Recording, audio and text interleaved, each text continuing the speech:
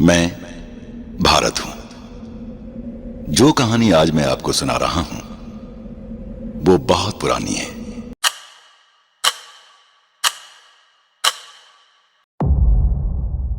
भारत को छोड़कर जाते समय अंग्रेजों के एक अधिकारी ने कहा था, भारत को एक होकर चलना मुश्किल हो जाएगा और भारत कुछ ही सालों में कोलैप्स कर जाएगा। तो दोस्तों, क्या ये वास्तव में सच है कि भारत को जोड़ करके नहीं रखा जा सकता? आज की यही कहानी है वो पहला व्यक्ति जिसने कि अखंड भारत का सपना देखा, और सिर्फ सपना ही नहीं देखा, उसको साकार करके भी दिखाया।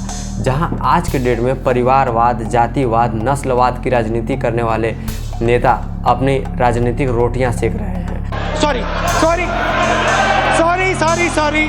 वहीं आज के हजारों साल पहले एक ऐसा व्यक्ति भी था जिसने भारत भूमि के बारे में सोचा, भारत माता के बारे में सोचा, अखंड भारत के बारे में सोचा। दोस्तों, उनका नाम था आचार्य चाणक्य। हमारे हाथ में जो ये रिसर्च पेपर है जिसमें कि मैंने उनके बारे में थोड़ी जानकारियाँ हासिल की, तो हमें पता चला कि समय के पास इतनी ताकत नहीं है कि वो उन्हें भुला दे। दोस्तों, हजारों साल पहले जो आचार्य चाणक्य ने सपना देखा और उसे साकार कर दिया, वो आज के लोगों के लिए एक कल्पना मात्र लगता है।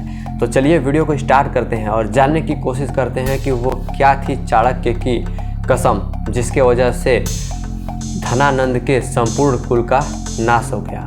दोस्तों, कहानी हमारी शुरू होती है सिकंदर महान से। सिकंदर महान भारत पर अटैक करने आने वाला था। वो विश्व विजय के लिए निकल चुका था। जब वो भारत पे आक्रमण के लिए आ रहा था तो उस समय तक्षशिला में आचार्य चाणक्य पढ़ाया करते थे। तो जब इन्हें पता चलता है कि सिकंदर महान भारत भूमि पर आक्रमण करने के लिए आ रहा है, यहाँ पर अपना राज्य स्थापित करने के लिए आ रहा है, युद्ध करने आ रहा है, तो सोचा कि इस खतरे को कैसे टाला जाए, देश को कैसे बचाया जाए। उस समय देश 16 महाजनपदों में बटा हुआ था और 16 महाजनपदों को एक करना आसान नहीं था। जो जहाँ राजा आपस में ही लड़ा करते हों, वहाँ पर सारे राजाओं को एक करना इतना आसान काम नहीं था, लेकिन आचार्य चाणक्य ने उसे करके दिखाया। आचार्य चाणक्य आते हैं मगध आकर के धनानंद को समझाने की कोशिश करते हैं कि महाराज, ये जो हमारा देश है, जो हमारी मातृभूमि है, ये यवनों से पदाक्रांत हो जाएगी। यवन इस पे शासन करेंगे और आप इसे बचा लीजिए। तमाम भारतवासी, तमाम देशवासी आपको अपने दिलों का राजा बना करके रखेगा। लेकिन घमंड से चूर चूर धनानंद कहता है कि हमें अपने मगध से मतलब है, हमें भारत से क्या मतलब। वहीं पे आचार्य चाणक्य कहते हैं कि मेरी मातृभूमि भारत है और भारत को सुरक्षित रखना हमारा कर्तव्य है। उसके बाद में उनका अपमान होता है भरी सभा के बीच में, और वो अपना शिखा खोल करके प्रण करते हैं कि जब तक तेरे खानदान का, धनानंद के, तेरे खानदान का पूरा सर्वमूल नाश नहीं कर देता, तब तक मैं अपनी शिखा नहीं बांधूंगा। ऐसे राजा का निर्माण करना चाहते थे, ऐसे राजा को बनाना चाहते थे जो कि पूरे भारतवर्ष को एक करके रखे, एक सूत्र में बांध कर रखे। उसी खोज के बीच में इन्हें एक लड़का मिलता है, ठीक है। उस लड़के का नाम था चंद्रगुप्त मौर्य। जब चंद्रगुप्त इन्हें मिलता है तो अब चंद्रगुप्त क्या था, क्यों था, कैसे था, इस पे हम लोग को डिस्कस आज नहीं करना है। हम लोग को आज डिस्कस जो करना है वो किस पे करना है, आचार्य चाणक्य पे करना है। तो आचार्य चाणक्य को जब चंद्रगुप्त मिलता है तो वो उसे ले करके तक्षशिला जाते हैं और वहाँ पर उसकी शिक्षा दीक्षा को कंप्लीट करवाते हैं, और उसके बाद में चंद्रगुप्त को मगध की सत्ता में केंद्र में ला करके खड़ा कर दिया, मतलब मगध की राजगद्दी पर बैठा दिया। और उसके बाद चंद्रगुप्त ने पूरे भारत को एक किया, ठीक है।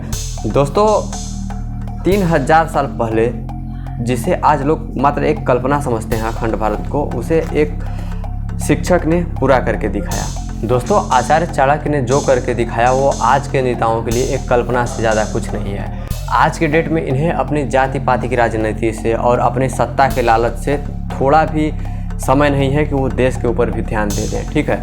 आज के टाइम में कोई भी अगर देश में प्रॉब्लम है तो ट्विटर पे ट्रेंड करवाओ, ठीक है, ट्विटर पे ट्रेंड कराओ, तब इनके कान में मक्खी भनभनाती है कि हाँ, लगता है कुछ गड़बड़ी है, हमें अब कुछ काम करना चाहिए।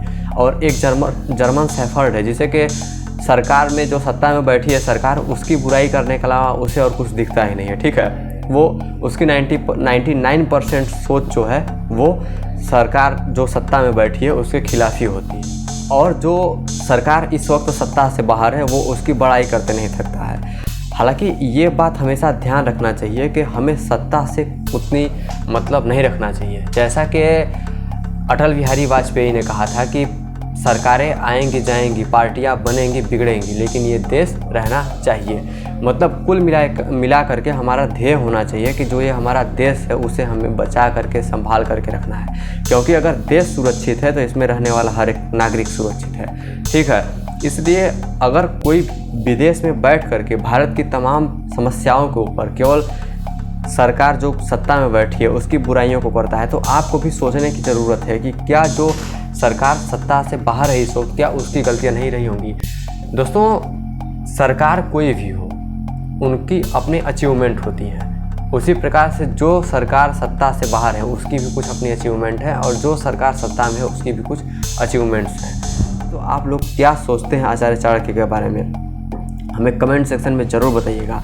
और ये भी लिख करके जाइएगा कि क्या आप सोचते हैं अखंड भारत के विषय में, क्या ये आज के समय में मुमकिन है। इतनी बोलियाँ, इतनी भाषाएं बोली जाती हों, वहाँ पर क्या भारत को एकजुट रख पाना संभव है, अखंड भारत को दोबारा बना पाना संभव है, हमें कमेंट सेक्शन में ज़रूर बताइएगा। और दोस्तों, आप लोगों को पता होगा कि हम लोग का जो ये चैनल है वो टोटली डेडिकेटेड है हम लोगों को जैसे जो अपने लाइफ में स्ट्रगल करके कुछ बनना चाहते हैं उन्हीं के लिए बनाया गया है। तो अगर आप भी अपने लाइफ में कुछ करना चाहते हैं तो इस चैनल को तुरंत सब्सक्राइब कर लीजिएगा।